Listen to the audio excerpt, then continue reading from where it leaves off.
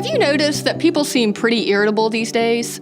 Most of us feel a quiet frustration building under our skin, and our nerves are always on edge. And it doesn't take much for us to become upset or offended. And isn't that just exhausting? Well, in this video, we're going to examine how we can live a life of immense joy and peace that Jesus said was available to all people.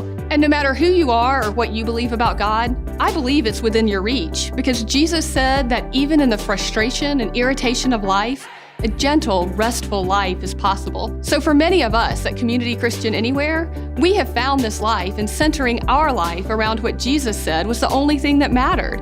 That you and I would learn how to love everyone always, just as He did. And it's a love that is not easily irritated or offended. And that's what we're going to be looking at throughout this video. Hi, my name is Kelly, and welcome to Community Christian Anywhere.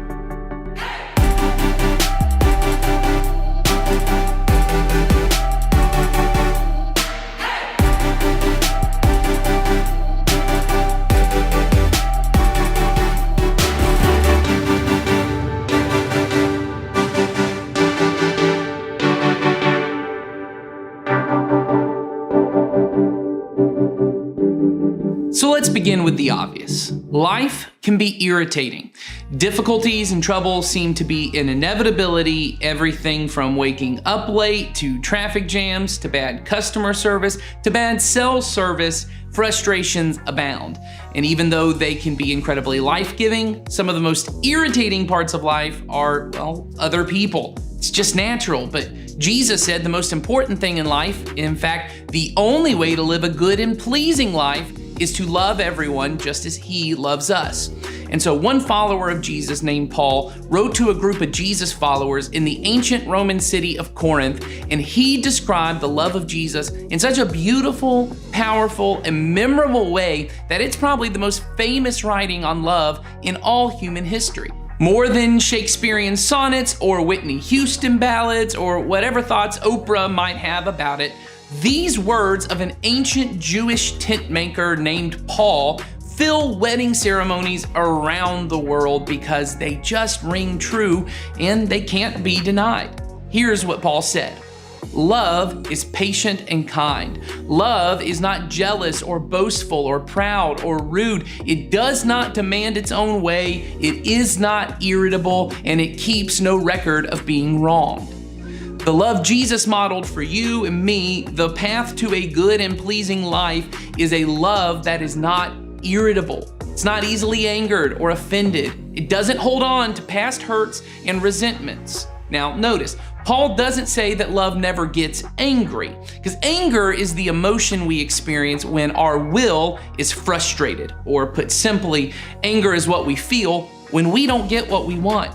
When something doesn't go as I think it should go, or I'm treated unfairly, or I see evil and injustice in the world, anger can actually be a very good thing, because the purpose of anger is to provide the energy to deal with the frustration, for me to go and make wrong things right. But anger was never meant to be my primary way of viewing the world. It's meant to be temporary. But irritability is a mood.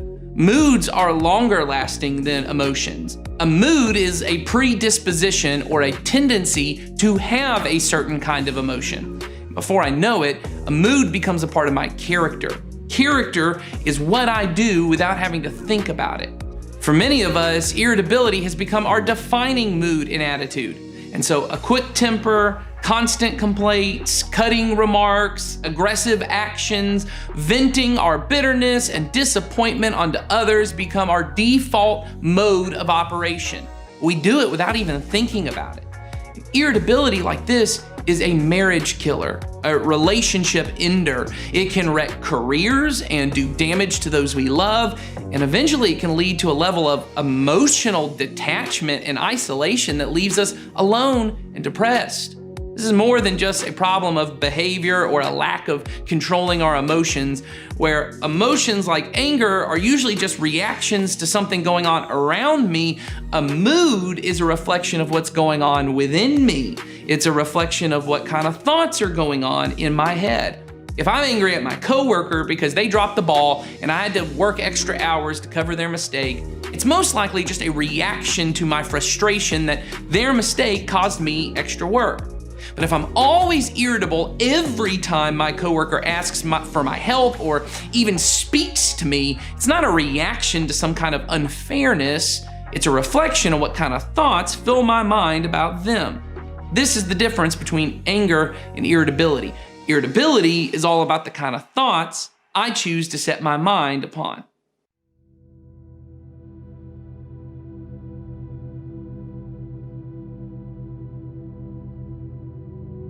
Imagine your day for a moment. The alarm goes off and your first thought is, seriously?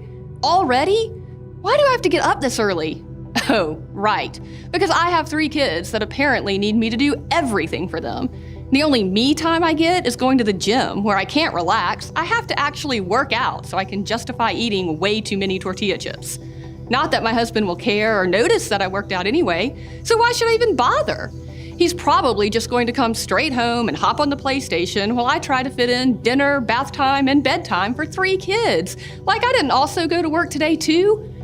Which I may as well just not do. They clearly aren't going to promote me, so I'm basically working to pay for daycare. Now, that may just be me, but what kind of mood do you think you'll be in all day when this is the narrative running around in your mind? How much patience are you going to have for anyone's mistakes? How much kindness are you going to be able to offer when you feel unappreciated and ignored? How can you deal with a traffic jam or spilled milk or a crying 3-year-old when this is the soundtrack of your mind? But let's imagine a different day.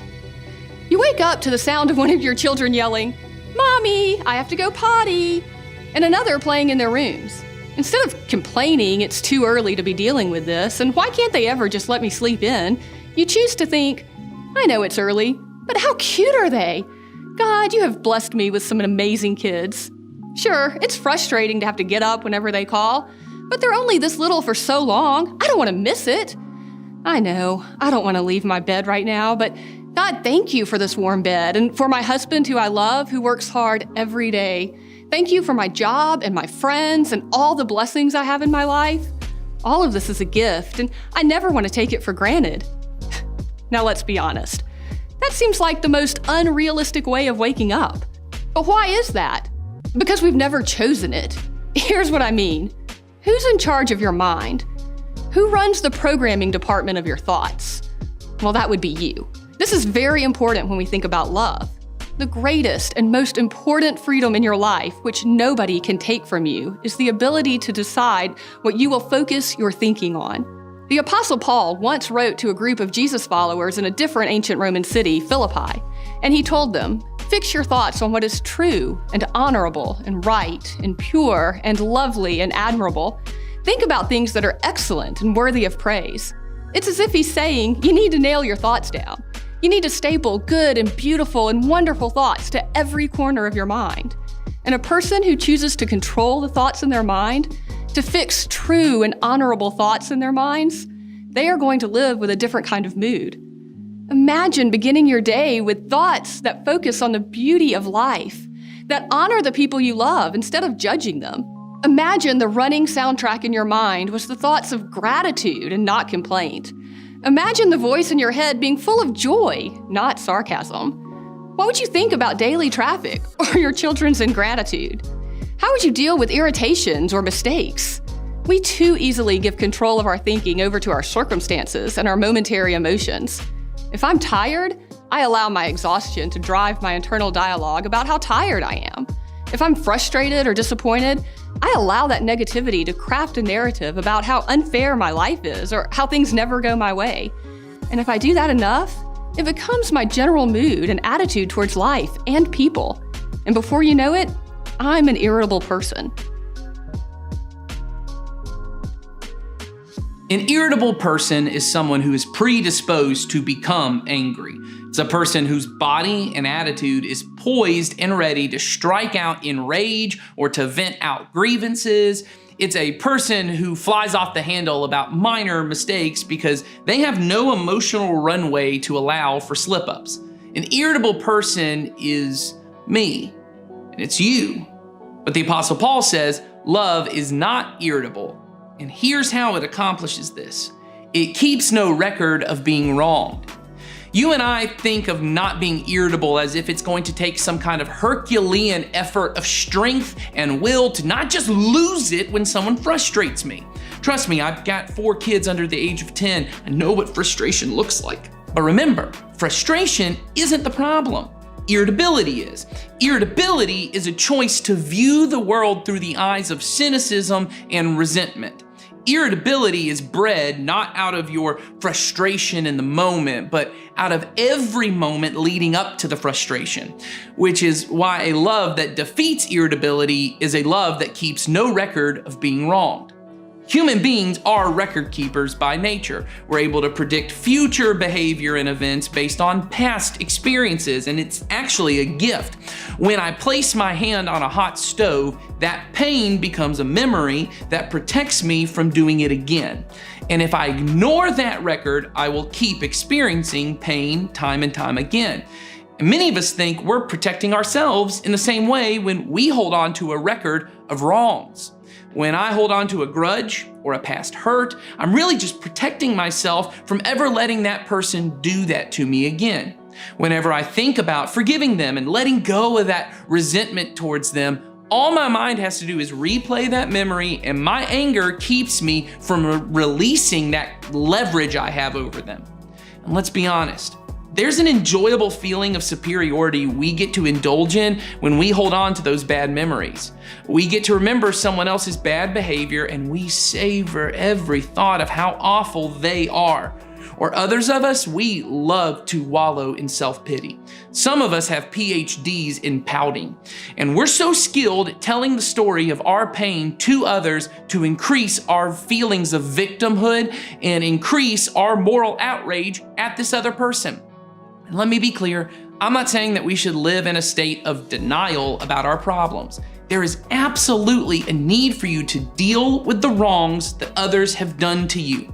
But it is not through rehearsing those wrongs over and over again in your mind. It's through clear boundary setting, open and honest conversations, and maybe even some outside help like a counselor, a therapist, to bring healing to the pain that's been caused to you.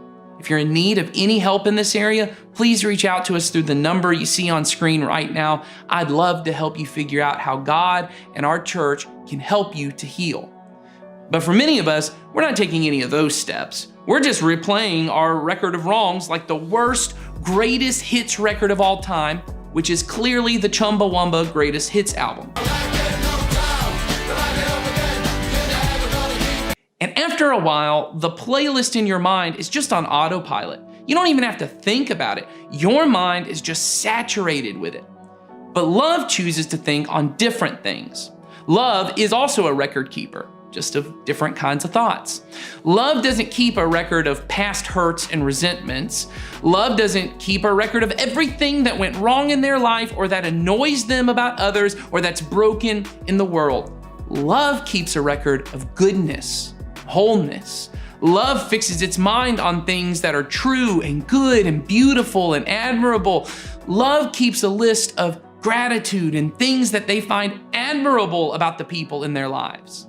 Love fills their minds with stories that inspire beauty and wonder in their souls. Love thinks on things that make it easier to be filled with joy and peace and patience, even when their circumstances are difficult or frustrating or annoying.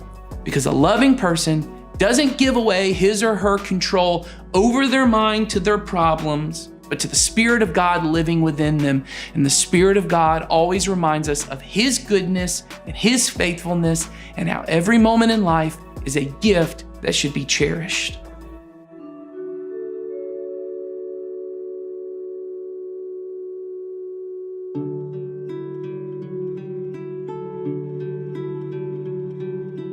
I am a really negative person. And I used to say, no, I'm a realist. People would say, you're so negative, you're a pessimist. And I'd say, no, I'm a realist. I'm not a realist. I am a pessimist. I always, can see, I analyze everything. I can always see, any potential problems. Like, I joke all the time that I'm like Debbie Downer, that I'm like.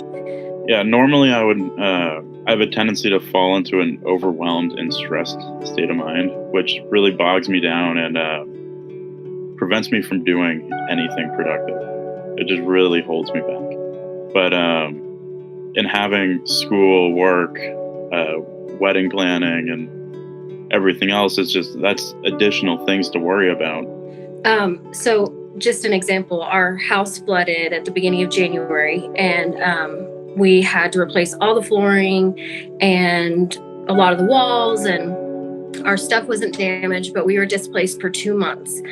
I said to my husband the first night, I said, all things work together for good for those who love God and are called according to his purpose. And I think it was really cool that was one of the first things that came to my mind because of having done this practice. And then I just kept reminding myself of that, like even when I didn't feel that anymore, which happened often, like being in a hotel with 2 small children. You're not thinking like, oh yes, this is going to work out for the good. It was just really stressful and hard. But, through all of it, I could see how things were, that overarching theme of like God was doing something. Having done this practice and being able to find the breathing room and the peace of just the day-to-day joys that are presented to me, I'm able to keep going forward and not allow myself to be overwhelmed and stressed out, just because I know God's present and he's there with me, just by recognizing just many gifts that have been presented to me. Because I've often felt I've delayed going to school or just kind of general progression. And when doing this practice, I was able to look back and really see what God's done in my life with, just being engaged and going through school now and being able to hold decent grades and have a job where a boss cares about me. I've just been able to see what it's like, or see the joys of this stage of life, whereas previously I would have kind of beat myself up over not going to school or working at a job that I don't really like, or I can't tell you, like, I felt like I was just like seeing things new, like seeing the world around me, the people I interacted with. Like once I realized that I was kind of predisposed to this negativity, and this practice made it so glaringly obvious to me how much so that was, I was hardwired to think that way. I think that really changed things for me. And that's probably the thing that I'm like, really has impacted me the most about this practice. And then continuing to live it out, like I haven't wanted to stop living like that, There is a way of viewing life where every day is an irritation.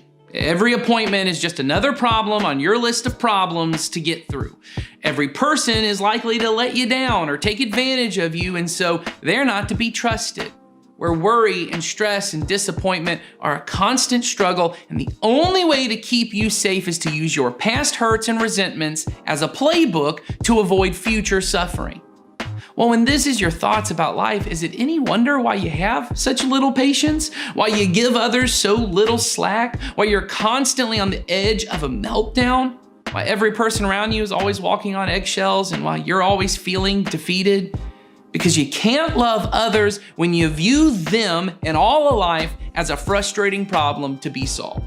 Jesus invites us into another way of viewing the world, where life is a gift from a loving and generous Father who is actively involved in the details of our lives, where he intimately cares about every fear, every care, every tear we cry, and he's always working for our good, where every sunrise and sunset, every drop of dew on every blade of grass, every color, every note of music, every savory flavor, every beautiful thing in creation is a reminder of his glory, and it's just another gift to make this life more enjoyable for us, where every person we meet was carefully made in the good and beautiful image of God, and every moment is an opportunity for us to experience God's love more fully as we share that love with his children. What would your mood be when this was your focus in life? How would your relationships with God and others and your fundamental experience of life change if you filled your mind with these thoughts? This is one of my daughters. Her name is Heaven, and she is just a bundle of joy. I mean that in every way possible.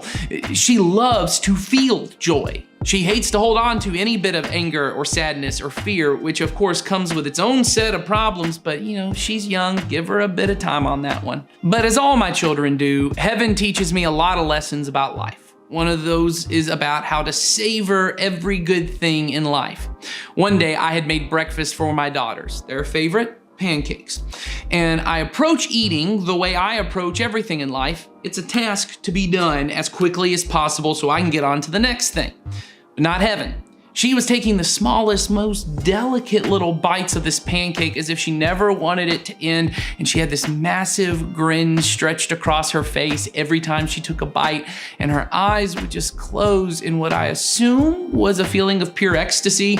And Heaven slowly opened her eyes and asked me, "Daddy, is this called enjoying?"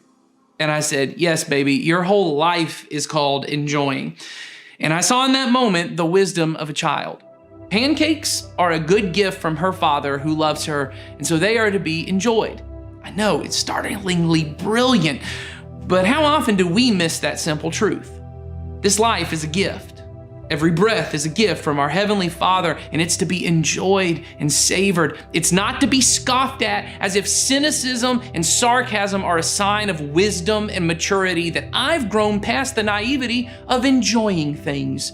It's certainly not meant to be complained about or given over to irritation because it's not precisely the way I want it to be. Life is a precious gift, and your mind and your will are precious gifts that God has given you so that you could choose to fill your mind with delightful, admirable, beautiful, and pure things that would lead you to worship Him. So can I challenge you today to begin filling your mind with a record of rights and not wrongs? Maybe it's creating a journal of delight where you just list things that you enjoy.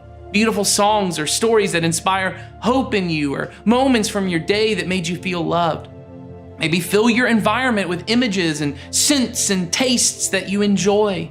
Maybe end each day with a journal of gratitude and just start listing things and people and events in your life that you're thankful for. One thing I've done for the past couple of years is that I regularly write letters to people who are important to my life. People who've made an impact on me or who I'm thankful for.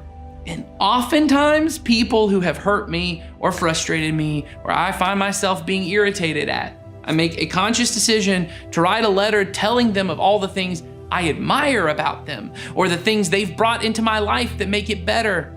Because God has given you and me the ability to determine what we fix our thoughts on, and love chooses to fix our thoughts on things that lead us to love and joy and peace. And as we do this, as the playlist of our mind shifts, so does my mood. And I don't feel irritable all the time. I'm grateful, I'm joyful, and I'm in a place where I can truly love others like God has loved me, because I'm not consumed with trying to make my life less irritating or wallowing in the joy of irritation over how cosmically unfair my life is.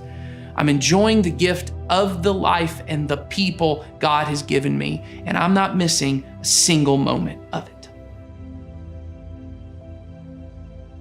This kind of life is available for you if you choose it.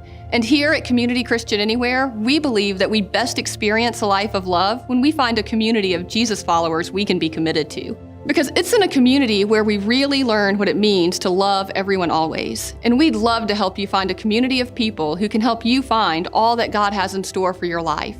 I want to encourage you to reach out to us by texting the number you see on the screen right now. Our speaker for the day would be happy to help you get connected to our community here. You can also go to our website, cccanywhere.com, and click on the card you see that says Join Our Facebook Group. That link will take you straight to our Facebook community where you can meet other people who are engaging with our content throughout the week. We'd love to have you join us there. But most importantly, I hope you know that the love we share with others is only possible because of the incredible and powerful love God has for each of us. I don't know you or what you believe about God, but I can promise you this. No matter what you think about God, He can't stop thinking about you.